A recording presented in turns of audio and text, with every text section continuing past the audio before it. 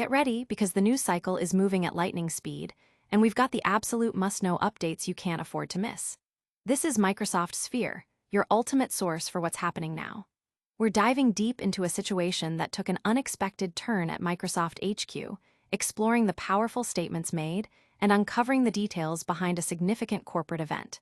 You're about to get the inside scoop on developments that are making waves. Don't blink, or you might miss it.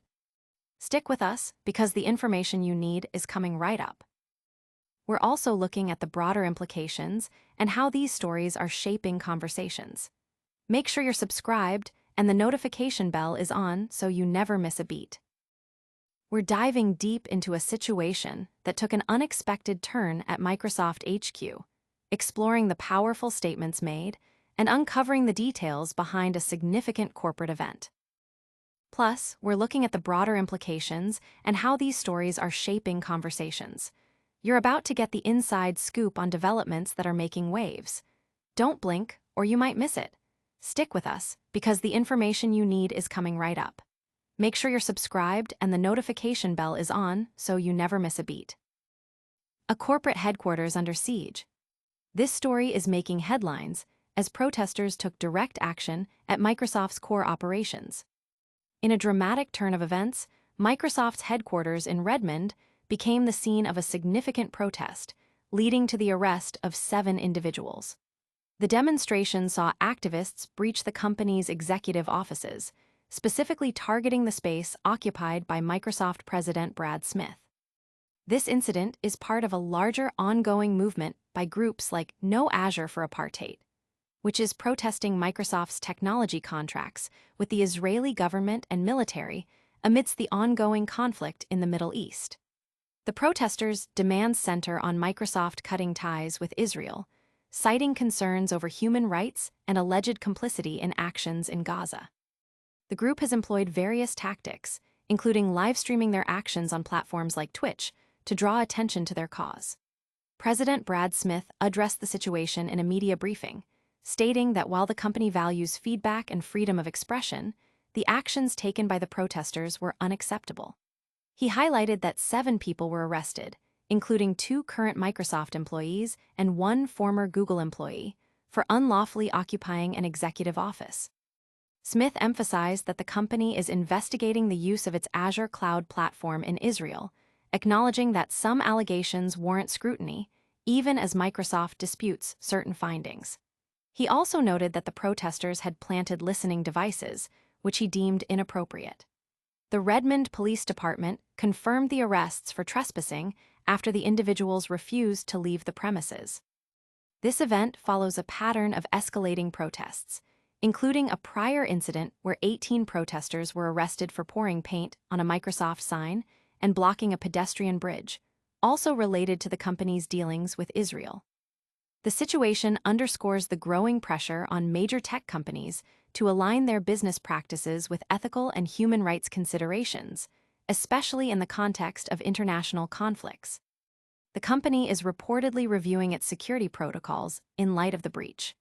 The protesters' actions highlight a contentious intersection of technology, business, and global politics, with significant implications for how corporations navigate sensitive geopolitical issues and internal dissent.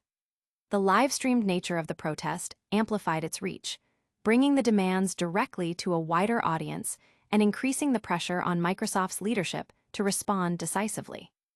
The events at Microsoft headquarters are a clear indicator of the intense scrutiny tech giants face regarding their global operations and their role in sensitive geopolitical landscapes, demanding a careful balance between business interests and ethical responsibilities. The actions have sparked widespread discussion online, with many weighing in on the tactics used and the validity of the protesters' demands, while analysts are closely watching Microsoft's response and its potential impact on future corporate activism. But what exactly led to this point, and what does it mean for the future? We'll break down the escalating situation next. Tech giant faces internal and external scrutiny. This development highlights the complex pressures facing major technology firms in today's global landscape. Microsoft President Brad Smith convened an emergency press conference to address a significant disruption at the company's headquarters, where protesters gained access to a building and occupied his office. The demonstration was orchestrated by the No Azure for Apartheid group, a collective that has been actively campaigning for Microsoft to sever its contracts with the Israeli government and military. This protest is a direct response to reports, including one from The Guardian, suggesting that Microsoft's Azure cloud services are being utilized for the surveillance of Palestinians. Smith acknowledged that while Microsoft is committed to its human rights principles and terms of service, particularly in the Middle East, the company is actively investigating the allegations concerning Azure's use. He stated that Microsoft is working every day to get to the bottom of what's going on, and while disagreeing with some of the report's findings, admitted that others necessitated a thorough investigation. The president detailed that 7 individuals were involved in the day's events, with 2 identified as current Microsoft employees. He described the protesters' actions, entering a building, occupying an office, locking others out, and planting listening devices, as not okay. The group's actions were live-streamed on Twitch, drawing significant attention. This incident is not isolated. It follows months of protests by the same group, which has previously interrupted Microsoft presentations to voice similar demands. The protest tactics employed by the No Azure for Apartheid group appear to be inspired by similar actions taken by Google employees in early 2024, where 9 workers occupied Google Cloud's CEO Thomas Kurian's office. Those Google employees were protesting Project Nimbus, a substantial contract with the Israeli government, and were subsequently fired. The situation at Microsoft is escalating, with current and former employees supporting the sit-in through rallies and the distribution of materials calling for a worker intifada. An 18-foot scroll signed by over 2,000 individuals supporting their petition was also displayed. Microsoft's response, as articulated by Smith, has been to acknowledge the need for investigation while condemning the disruptive and intrusive methods used by the protesters. The company's stance emphasizes a commitment to upholding its principles while also managing the fallout from internal and external dissent. The ongoing protests and the company's response are being closely monitored by industry analysts and human rights organizations, reflecting the broader debate about the ethical responsibilities of global technology corporations. Public reaction has been divided, with some supporting the protesters' message and others condemning the methods, while tech industry observers are scrutinizing Microsoft's handling of the crisis. These protests are mirroring tactics seen elsewhere in the tech world, but what makes this case unique? We'll explore that in the next segment. Protesters employ bold tactics at tech giants HQ. This unfolding situation showcases disruptive activism within a major technology corporation's central hub. Microsoft's headquarters in Redmond experienced a temporary lockdown after activists from the No Azure for Apartheid group successfully occupied the office of Microsoft President Brad Smith. The protesters, who included both current Microsoft employees and former employees dismissed for earlier activism, live-streamed their sit-in on Twitch. During the occupation, they unfurled banners, chanted slogans such as "Brad Smith, you can't hide, you're supporting genocide," and posted a mock legal summons accusing Smith of crimes against humanity. This bold move represents a significant escalation in the ongoing campaign against Microsoft's cloud contracts with Israel, particularly concerning the use of its Azure platform. A recent investigation by The Guardian revealed that Israel utilizes Microsoft services for extensive data collection from millions of daily calls made by Palestinians in Gaza and the West Bank. The protesters' strategy closely mirrors tactics previously employed by Google employees in April 2024. In that instance, 9 Google workers occupied Google Cloud's CEO Thomas Kurian's office for 9 hours, writing demands on his whiteboard and wearing shirts that read "Googler against genocide." Their protest targeted Project Nimbus, a $1.2 billion contract that provides Israel with cloud computing and AI tools. Those Google employees were also live-streamed on Twitch and subsequently faced termination, with 28 employees involved in those protests being fired 3 days later. Microsoft Sphere has reached out to Microsoft for further comment on the latest developments. The No Azure for Apartheid group's actions at Microsoft HQ are part of a sustained effort to pressure the company to terminate its agreements with the Israeli government. This includes previous protests at company events and recent arrests of 18 protesters outside the headquarters.